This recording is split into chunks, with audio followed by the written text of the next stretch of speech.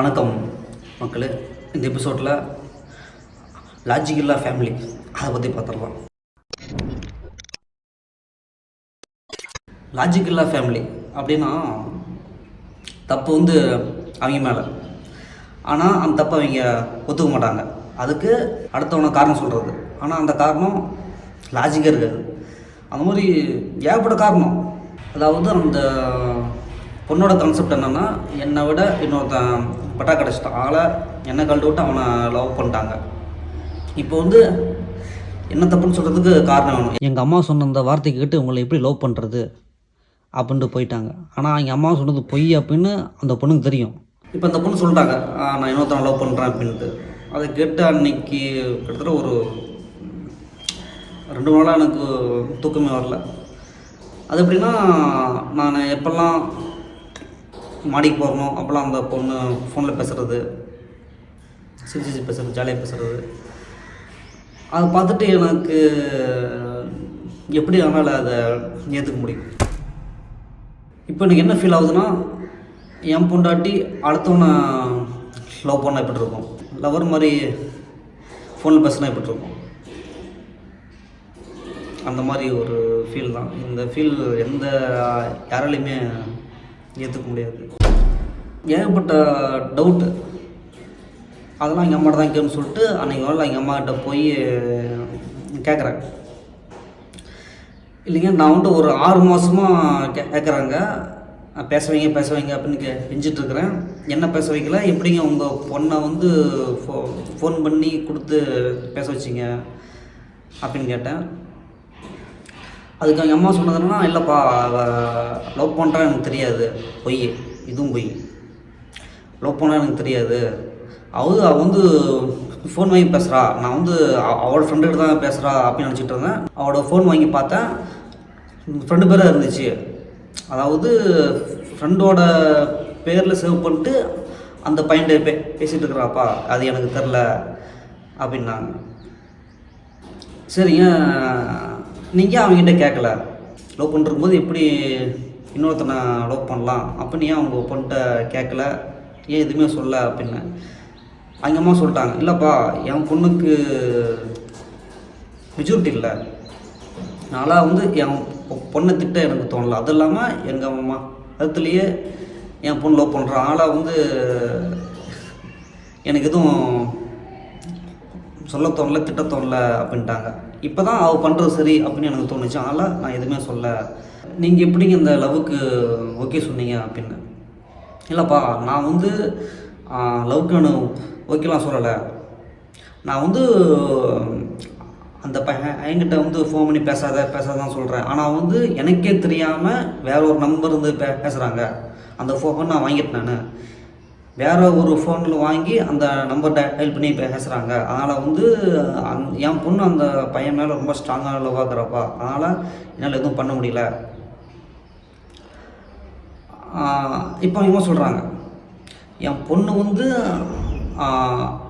அந்த பையன்கிட்ட பேசாதுன்னு சொல்லியும் வேறு யார்ட்டாச்சும் ஃபோன் வாங்கி பேசுகிறாப்பா, அந்தளவுக்கு என் பொண்ணு இம்ப்ரெஸ் ஆகிட்டா. ஆனால் நீ என் பொண்ணு அந்தளவுக்கு இம்ப்ரெஸ் பண்ணல அப்படிங்கிறாங்க. இவங்க அம்மா தான் சொன்னாங்க, ஒரே வீட்டில் இருக்கீங்க, ஒன்றாக்குறீங்க, பேசாதீங்க, என்கேஜ்மெண்ட் ஆகட்டும் அப்புறமேட்டு பேசுங்க அப்படின்னு இவங்க அம்மா சொன்னாங்க. அதாவது இவங்க அம்மா என்னென்ன சொன்னாங்களோ அதை நான் அப்படியே நான் ஃபாலோ பண்ணேன். கடைசியில் அவங்க அப்படியே சென்னை விட்டு வச்சுட்டேன். நீ ஒழுங்காக இம்ப்ரெஸ் பண்ணல, நீ இம்ப்ரெஸ் பண்ணியிருந்தா அவள் ஸ்ட்ராங்காக இருந்துருப்பா, பேசவே வைக்கல, எங்கே போய் இம்ப்ரெஸ் பண்ணுறது. சரிங்க, நீங்கள் இப்போ சொல்கிறீங்க, உங்களை நம்பி எனக்கு வந்த பொண்ணு எல்லாத்தையும் நானே வேணாம் அனுப்பிச்சுட்டேன், இப்போ என்னை யாரும் கல்யாணம் பண்ணிப்பா அப்படின்னு. அப்பா, உன்னோட அழகுக்கும் திறமைக்கும் உனக்கு ஏற்ற பொண்ணு வருவா, அதாவது நீ என்ன எதிர்பார்க்குறியோ அந்த மாதிரி பொண்ணு அமையும், நீ ஒன்று ஃபீல் பண்ணாதான் என் பொண்ணோட பெட்டராகவே உனக்கு நான் நல்ல பொண்ணாக அமையும், நீ ஃபீல் பண்ணாத அப்படின்ட்டு ஆர்டர் சொல்கிறான். பார்த்தியாப்பா, அவள் உன் பேச்சு கேட்க மாட்றா, ஓகேவா, அவள் சைட் அடிக்கிறா, அது உனக்கு பிடிக்காது, அவளுக்கு ஏற்ற மாதிரி ஒருத்தன் வந்துட்டான்ப்பா, அதனால் அவளை எதுன்ட்டு டிஸ்டர்ப் பண்ண மாட்டான், உனக்கு ஏற்ற மாதிரி நீ இப்போ பொண்ணு பார்த்துக்க, அதான் உனக்கு கரெக்டாக இருக்கும். சரிங்க, உங்கள் பொண்ணு எத்தனை பேரை லவ் பண்ணிட்டோம், எத்தனை பேரை கல்யாணம் பண்ணிட்டோம், அதை பற்றிலாம் எனக்கு ஒன்றும் இல்லைங்க. உங்கள் பொண்ணுக்கு தங்கத்தில் தோடு வாங்கி கொடுத்தது, மூக்குத்தி வாங்கி கொடுத்தது, அதெல்லாம் கொடுத்துருங்க. கடைசியாக கடை வைக்கிறதுன்னு காசு வாங்கினீங்க, அதையும் கொடுத்துருங்க அப்படின்னு. அதுக்கு எங்கள் அம்மா என்னாங்கிறாங்கன்னா, சரியாக போச்சு அப்படின்ட்டாங்க. சரியாக போச்சு அதுக்கு என்ன அர்த்தம்னா, என் பொண்ணு கூட ஊர் சுற்றி இல்லை, அது இது சரியாக போச்சு, உன்கிட்ட போகணும் காசு இல்லை அப்படின்ட்டாங்க.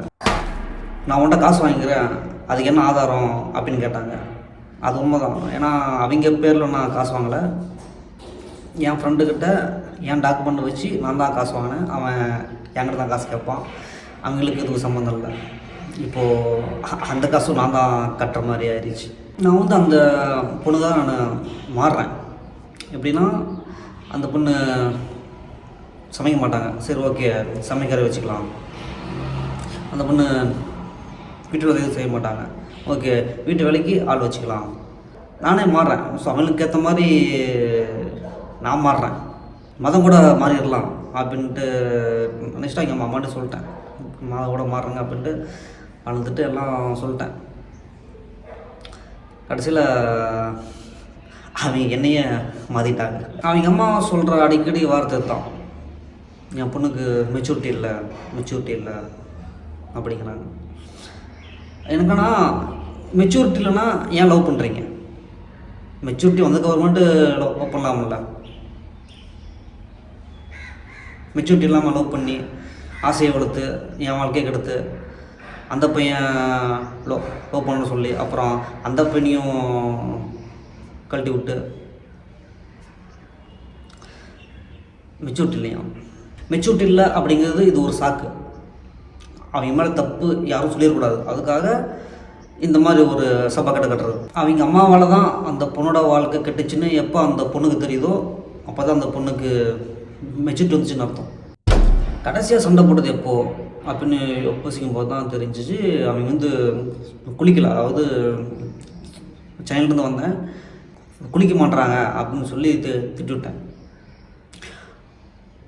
குளிக்க மாட்டாங்கன்னு சொல்லி திட்டினதுக்கு லவ்வரே வேணாம் அப்படின்னா அது என்ன அர்த்தம் தான் எனக்கு உண்மை தெரியல.